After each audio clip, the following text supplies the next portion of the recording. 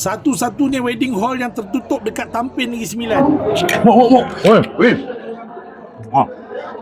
Aku tengok orang kahwin ni kan, duduk dalam aircon ni kan. Apa ni? Alora Memora. Orang. Teringin nak kahwin ni. Apa kau cakap macam tu ha? Kau baik-baik tau. Bini dah garang kau tak? Yalah.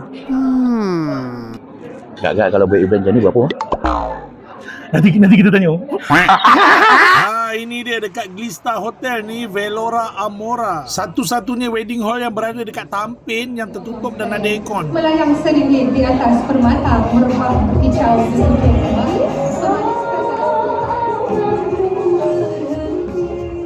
Yang paling aku kagum sekali event hall ni adalah kepunyaan anak Melayu kita tau. Dalam majlis akad nikah dan juga persandingan, senang sangat-sangat semuanya berada dalam pakej. Jurugambar, make up, busana pengantin dan juga catering. Memang teruja sangat-sangat bila tengok menu-menu catering yang disediakan untuk para tetamu ni. Ada beberapa menu yang kau boleh pilih dekat dalam pakej dia. Tapi yang paling best kat sini ada ikan dori bang. Dah lah, tempat dia menarik, cantik, menu dia pun best kat sini. Bukan untuk yang dewasa, untuk kanak-kanak pun ada. Jadi meriah lah majlis kita. Setiap orang inginkan majlis yang selesa untuk para tetamu dia kan. Jadi bagi aku, Velora Amora ni adalah event hall yang patut kau orang tempah kalau nak buat majlis persandingan. Salah satu keistimewaan kat sini, kau boleh duduk indoor ataupun outdoor. Ini antara pakej dan nombor telefon yang kau boleh hubungi untuk tempahan. Lokasi dia betul-betul dekat sebelah Petronas Tampin, dekat Hotel Glista tu, Velora Amora.